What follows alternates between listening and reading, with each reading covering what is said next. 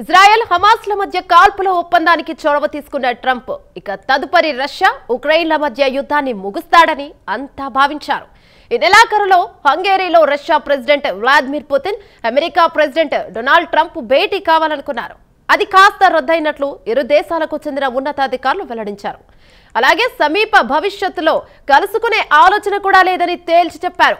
మరి అకస్మాత్తుగా ఇరువురు అగ్రనేతల మధ్య సమావేశం రద్దు కావడానికి గల కారణాలేంటో ప్రత్యేక కథనంలో చూద్దాం.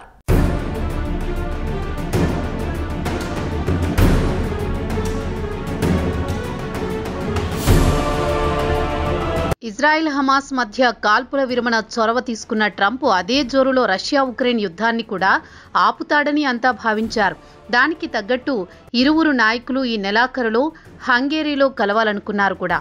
తీరా చూస్తే ఇటు రష్యా అటు అమెరికాకు చెందిన అధికారులు మాత్రం ఇప్పట్లో కలిసే అవకాశం లేదని, సమీప భవిష్యత్తులో పుతిన్తో కలిసే అవకాశం లేదని వైట్ హౌస్ సీనియర్ అధికారి ఒకరు మీడియాతో మాట్లాడుతూ చెప్పారు.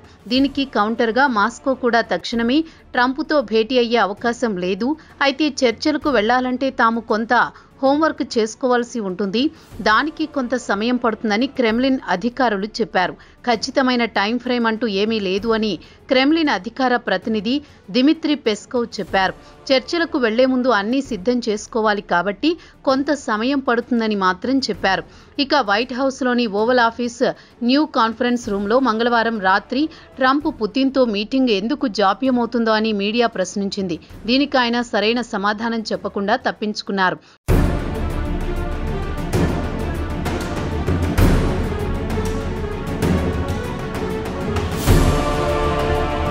బదులుగా తాను తన సమయాన్ని వృధా చేసుకోదలుచుకోలేదు అంటూ వేదాంత ధోరణిలో మాట్లాడారు. చూద్దాం ఏం జరుగుతుందో అంటూ చెప్పుకొచ్చారు. దీంతో ఇప్పటి వరకు ఇరు దేశాల నాయకుల మధ్య ఉక్రెయిన్కు సంబంధించి శాంతి చర్చలకు అవకాశం ఉంటుందని భావించినా మంగళవారం నాటి ప్రకటనతో ఇక చర్చలకు అవకాశం లేదని తేలిపోయింది. అయితే హంగేరీలో చర్చలు వాయిదా పడ్డాయని ప్రధాన కారణం ఉక్రెయిన్కు సంబంధించి రష్యా పెడుతున్న కండిషన్లే కారణమని చెబుతున్నారు. దీనికి ఉదాహరణ ఏమంటే గత వారాంతంలో రష్యా అమెరికాకు ప్రైవేటు సందేశం పంపించింది.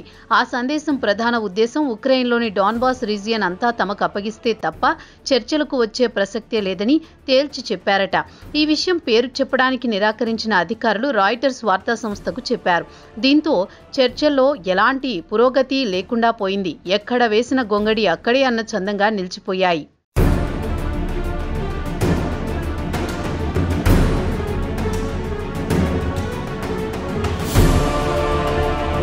ఇదిలా ఉండగా సోమవారం రష్యా విదేశాంగ మంత్రి సెర్గో లావ్రోవ్, అమెరికా విదేశాంగ మంత్రి మార్కో రూబియో ఇరువురు టెలిఫోన్లో మాట్లాడుకున్నారు. ఇరువురు ప్రెసిడెంట్లు హంగేరీలో భేటీ కావడానికి చేయాల్సిన ఏర్పాట్ల గురించి కూడా వారు ఇరువురు మాట్లాడుకున్నారు. అయితే వైట్ హౌస్ మంగళవారం హంగేరీలో పుతిన్తో ఇప్పట్లో మీటింగ్ లేదని స్పష్టం చేసింది. అయితే వైట్ హౌస్ విడుదల చేసిన ఒక ప్రకటనలో రూబియో, లావ్రోవ్లు ఇద్దరూ మాట్లాడుకున్నారు కాబట్టి, ఇద్దరు విదేశాంగ మంత్రుల హోదా కలిగిన వారు కాబట్టి దాన్ని గౌరవిస్తాం. అంతకుముందు ప్రెసిడెంట్ల స్థాయిలో ఇప్పట్లో చర్చలు అవసరం లేదని భావిస్తున్నామని వైట్ హౌస్ ప్రకటనలో వివరించింది. ఇక CNN మాత్రం ప్రభుత్వ వర్గాలు చెప్పిన దాన్ని కోట్ చేస్తూ మార్కో కాల్పుల విరమణ ఒప్పందానికి అలీవి కాని షరతులు విధించడం వల్లే చర్చలు వాయిదా వేయాల్సి వచ్చిందని చెప్పినట్లు ఒక వార్తను ప్రసారం చేసింది. అయితే అమెరికా మీడియాలో వస్తున్న వార్తలను లావ్రోవ్ కొట్టిపారేశారు. అలస్కాలో ట్రంప్తో తాము పెట్టిన డిమాండ్లకు ఇప్పటికీ కట్టుబడి ఉన్నామని, ఇప్పటికీ అప్పటికీ తమ డిమాండ్ ఇదేనని ఆయన తేల్చి చెప్పారు. 2 నెలల క్రితం ఏ మాటపైనా ఉన్నామో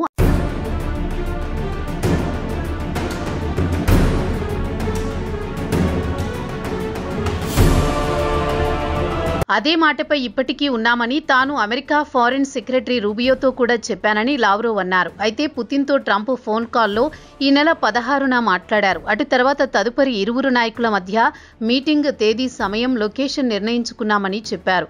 అటు తర్వాత హంగేరీ ఇరువురు నాయకుల భేటీ కావాలని ప్లానింగ్ అయితే జరిగింది. అయితే రష్యా డిమాండ్తో ప్రస్తుతానికి చర్చలు వాయిదా పడ్డాయి. అయితే దానికంటే ముందు ట్రంప్ గత శుక్రవారం నాడు జెలెన్స్కీని వైట్ హౌస్కు పిలిపించుకుని చర్చించారు. ఈ సమావేశంలో ట్రంప్ జెలెన్స్కీని డాన్బాస్ ఇచ్చేసి ప్రశాంతంగా ఉండు అని కూడా సలహా ఇచ్చారు. దీనికి జెలెన్స్కీ ససేమిరా అనడంతో ట్రంప్ కూడా చేయగలిగింది ఏమీ లేదు. అందుకే పుతిన్తో చర్చలు వాయిదా పడ్డాయని టాక్ కూడా వినిపిస్తోంది.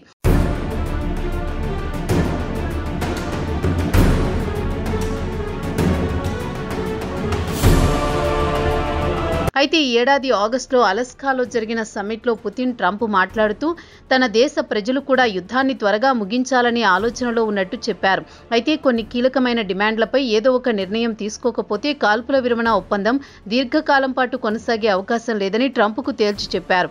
ఇక మాస్కో డిమాండ్ల విషయానికొస్తే ఉక్రెయిన్ న్యూట్రల్ గా ఉండాలి, ఉక్రెయిన్ మిలిటరీ వద్ద ఉన్న ఆయుధాలు ధ్వంసం చేయాలి, అలాగే ఉక్రెయిన్లో రష్యా ఆక్రమించుకున్న భూభాగాలను తాము ఉంచుకుంటామని ఉక్రెయిన్కు అప్పగించమని షరతు విధించింది.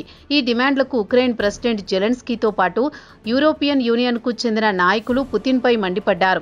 పుతిన్ హింసకే అధిక ప్రాధాన్యమిస్తున్నారని ఆగ్రహం వ్యక్తం చేశారు. శాంతి చర్చలకు ఉద్దేశపూర్వకంగానే రష్యా మోకాలడ్డేస్తోందని, ఉక్రెయిన్ మొత్తాన్ని కబలించడానికి కుట్రలు పన్నుతోందని EU నాయకులు కూడా పుతిన్పై ధ్వజమెత్తారు. యూరోపియన్ యూనియన్కు చెందిన 8 మంది నాయకులు కూడా ఒక ప్రకటనలో రష్యా ఉద్దేశపూర్వకంగానే ఇప్పటికీ పలుమార్లు శాంతి చర్చలకు అడ్డంకులు సృష్టించిందని ఆరోపించారు. EUతో పాటు ఉక్రెయిన్ శాంతి కోరుకుంటే పుతిన్ మాత్రం హింసబాట పట్టి ఉక్రెయిన్లో విధ్వంసం సృష్టించాలనుకుంటున్నారని EU నాయకులు మండిపడ్డారు.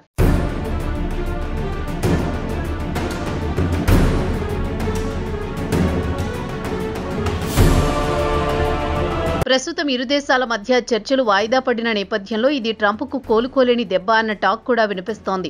ఎందుకంటే తాను ప్రెసిడెంట్గా బాధ్యతలు స్వీకరించిన వెంటనే ఇరు దేశాల మధ్య అంటే రష్యా ఉక్రెయిన్ల మధ్య యుద్ధం ఆపేస్తానని గొప్పలు చెప్పాడు. తీరా చూస్తే ఇప్పటికీ పలుమార్లు పుతిన్తో చర్చలు జరిపినా పుతిన్ మాత్రం ట్రంప్ బెదిరింపులకు లొంగడం లేదు.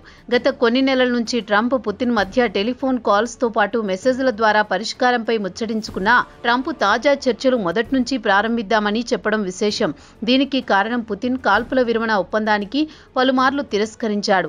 అదే సమయంలో అలవికాని డిమాండ్లను ట్రంప్ ముందుంచాడు. వాటిలో ప్రధానంగా తాను ఆక్రమించిన భూభాగాన్ని తిరిగి ఉక్రెయిన్కి ఇచ్చేది లేదనేది ప్రధానమైన డిమాండ్. దీన్ని కీవ్తో పాటు యూరోపియన్ యూనియన్ నాయకులు అంగీకరించడం లేదు.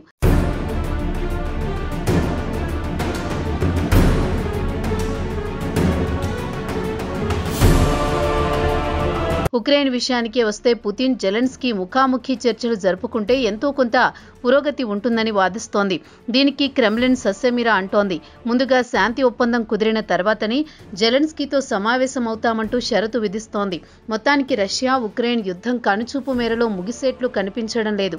అయితే ఇక్కడ గమనించాల్సింది ఇదే, ట్రంప్ ఇజ్రాయెల్ హమాస్ యుద్ధంలో హమాస్ మిలిటెంట్లను ఎంతలా వార్నింగులు ఇచ్చాడో యావత్ ప్రపంచం చూసింది. మీరు ఎక్కడ దాక్కున్నా మిమ్మల్ని లేపేస్తానని గర్జించిన ట్రంప్ అదే పుతిన్ దగ్గరకు వచ్చేసరికి నోరు మాత్రం పెగలడం లేదు. హమాస్ మిలిటెంట్లపై నోరు పారేసుకున్నట్లు పుతిన్పై మాత్రం నోరు జారడం లేదు. ఆచితూచి మాట్లాడుతున్నాడు. అదే జెలెన్స్కీ విషయానికే వస్తే ఒక దేశానికి ప్రెసిడెంట్ అని చూడకుండా ఎంతో చులకనగా మాట్లాడుతున్నాడు. మరి పుతిన్ను చూసి ట్రంప్ ఎందుకు భయపడుతున్నాడో అంతుబట్టకుండా ఉంది.